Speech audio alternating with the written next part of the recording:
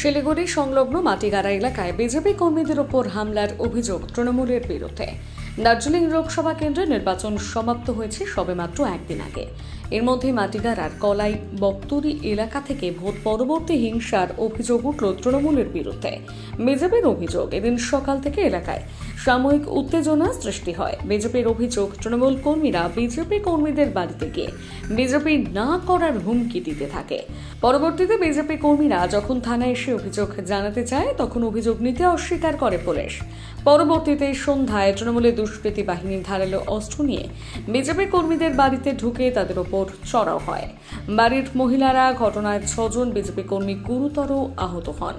পরবর্তীতে তাদের মাটিগাড়া প্রাথমিক স্বাস্থ্য কেন্দ্রে নিয়ে আসলে প্রাথমিক চিকিৎসার পর শিলিগুড়ি জেলা হাসপাতালে স্থানান্তরিত করা হয়।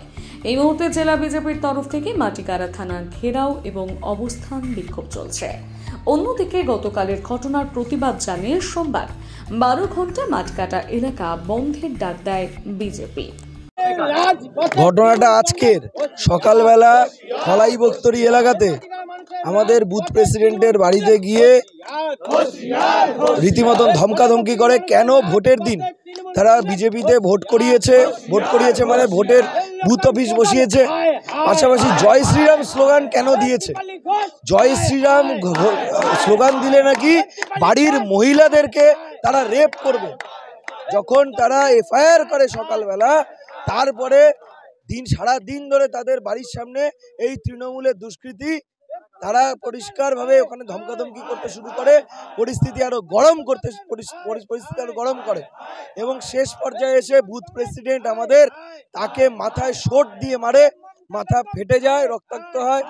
তার বাড়ির ছেলে সে যখন বাঁচাতে আসে তখন তার কপালে এমনভাবে শোটের বাড়ি মারে যে কপাল পুরো চিড়ে যায়। এখানে 10টা সেলাই নিয়ে সে এখন হাসপাতালে ভর্তি, সিরিয়াস অবস্থা।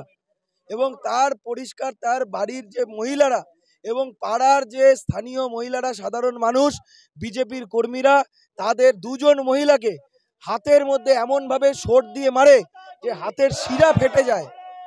এবং আমাদের এক কার্যকর্তাকে পিঠের মধ্যে শোটের বাড়ি মারে, পিঠ পুরো ফেটে রক্তাক্ত পরিস্থিতি, নাক ফাটিয়ে দেয়।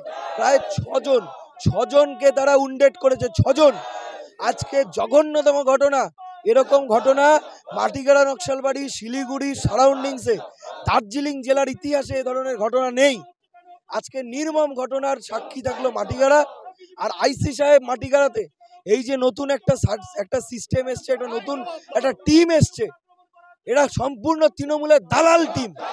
আইসি সাহেব সারাদিন এসি ঘরে বসে এসির হাওয়া খায়, তাছাড়া কোনো কাজ করে না। পুরো মাটিগাড়াকে অশান্ত করে রেখে দিয়েছে এই পুলিশ প্রশাসন, কোনো দায় নেই।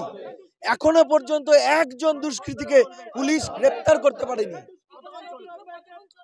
এই বিক্ষোভ ততক্ষণ চলবে যতক্ষণ পর্যন্ত আইসি আমাদেরকে আশ্বস্ত না করবে। শুধু তাই নয়, এখনো পর্যন্ত যে গ্রেপ্তার করেনি তাদেরকে গ্রেপ্তার যতক্ষণ না করা হবে, কারণ সকালে একটা এফআইআর হয়েছে, আবার একটা এফআইআর হচ্ছে, এরপর কত এফআইআর হলে পুলিশ এই দুষ্কৃতীদের গ্রেপ্তার করবে, সেই পরিষ্কার উত্তর আমরা জানতে চাই।